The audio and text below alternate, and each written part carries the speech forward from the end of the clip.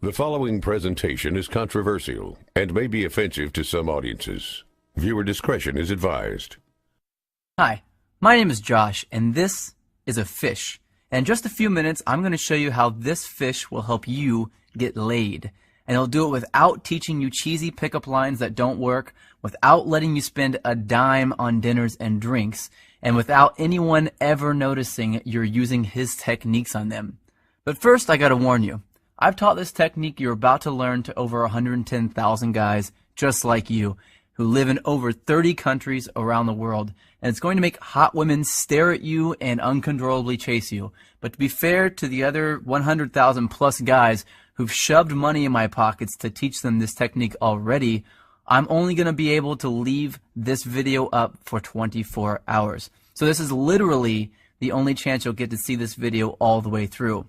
And if you actually think you have something better to do than learn this technique, then you're either gay, not that there's anything wrong with that if you are, or you're so old you piss dust.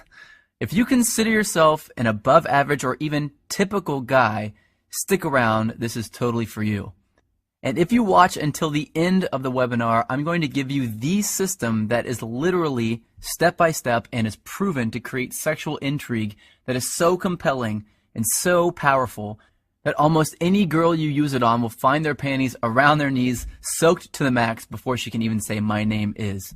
Listen, I've pulled this off so many times, I've lost count. It even works if she thinks you're unattractive. In fact, if you follow my step-by-step method to the letter, it's literally out of her control. She has to respond. Wouldn't that be a secret you'd love to know? Well, this is a fact. All women go through the same exact process every time they decide to sleep with a guy. And trust me, you've never seen anything like this before, so make sure you watch this video to the very end. But first, I'm going to tell you a sex story. Yeah, I know most guys would tell you all about their different media appearances they've done, all the books they've authored, blah, blah. And yeah, I could bore you with that crap. I have a credentialed resume that would make the biggest player you know run home to his mama. But listen, if you're smart, you don't give a damn about that. And I bet you don't. You probably just want the juice, the secret sauce, and I'm going to get to that in just a few seconds, right after my sex story. Deal? Cool. So how did this skinny little loser-looking dude go from zero to the chick whisperer? Did I get rich? Did I memorize line after lame-ass line? Did I put on pheromone cologne? Hell no. The truth is pretty brutal. I was an absolute leper with women until I discovered this system. If you looked up whipped in the dictionary, it'd say, see Josh Pellisier. In fact, if I hadn't hit complete rock bottom, I'd probably still be terrible to this day. You see, several years ago, I was living with my complete ice queen of an ex-girlfriend in North Carolina. She was hot, young, and she knew it.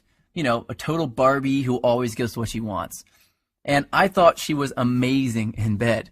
Now that I've been with a few hundred more women, I wouldn't even rate her a 5. Listen, back then, the old Josh did anything she wanted. She wanted to move to North Carolina. I said, okay, let's go. She wanted to keep in touch with her ex-boyfriend. I told her, it's okay, I understand. She wanted me to pay for the apartment. I didn't want to look like a deadbeat, so I said, I'll work 2 jobs, no problem. I just wanted to make her happy.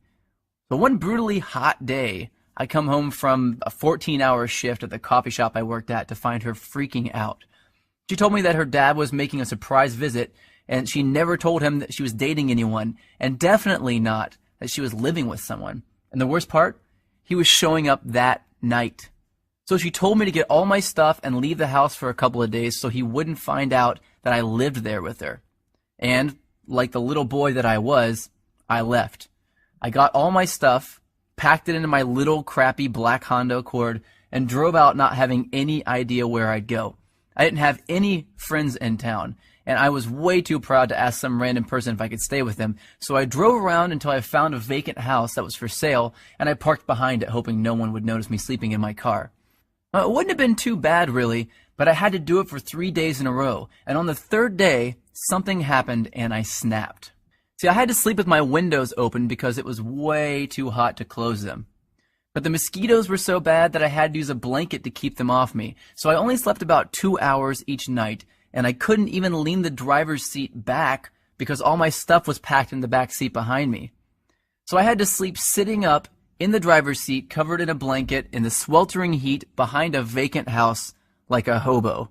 And then it happened. I was half asleep and I hear, "Freeze, put your hands where I can see them." I freak out, of course. So in a daze, I put my hands out the window and a swarm of police officers jog over to my car with their guns out and aim at my window. Apparently, the neighbor had seen a strange car parked behind the vacant lot and called the police. I guess I would have done the same thing. After they calmed down and realized I wasn't some national threat, they asked me what I was doing there. And that's when I did it.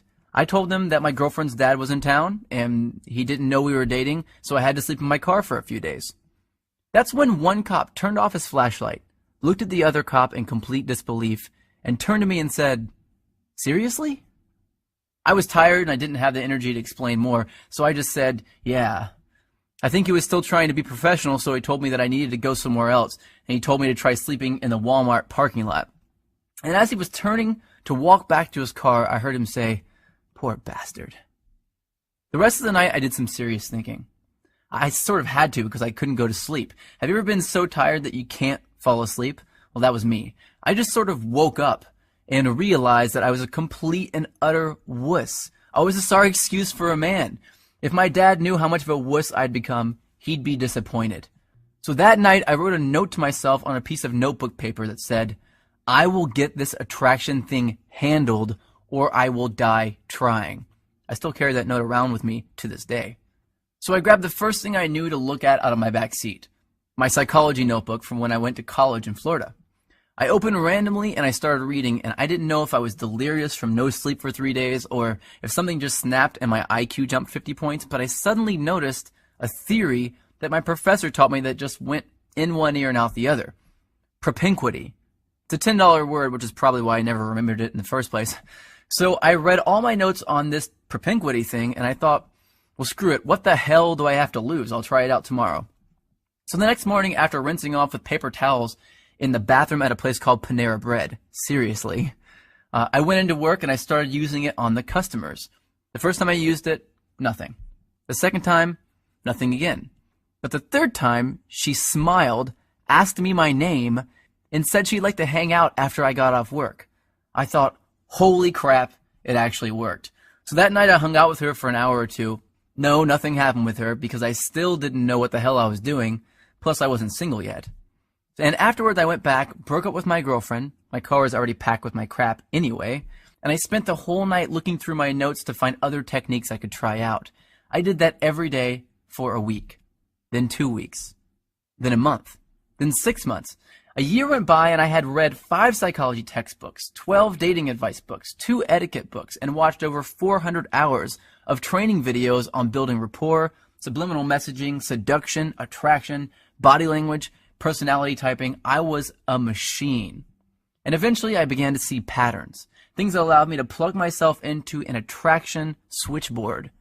From then on, arousing, attracting, and seducing beautiful women was a piece of delicious cake to me, almost second nature. So I created brand new techniques and tricks that the world had never seen before, and all to help me take advantage of those powerful patterns that I discovered.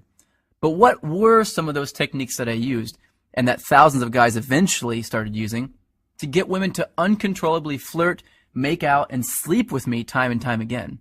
The ones I found that worked just about 100% of the time on just about any kind of woman, regardless of her age, hair color, height, or how smoking hot she was. Well, I'd like to teach some of them to you now, if that's alright with you.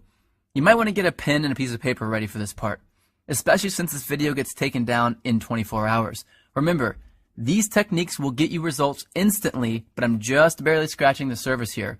And pay close attention to the last technique I teach you, because that's when I'm going to reveal the #1 simple, bizarro chick trick that you've never heard of before that got me 90% of my success with women right away, and how thinking like this fish is going to make you better with women than anyone you've ever known. The first technique has to do with the chick's mouth. I know, chick's mouth, you want to put something in it. I get that. But before you run off and do that, let me tell you the secret. Did you know that if you look at a woman's mouth while she's talking to you, that you'll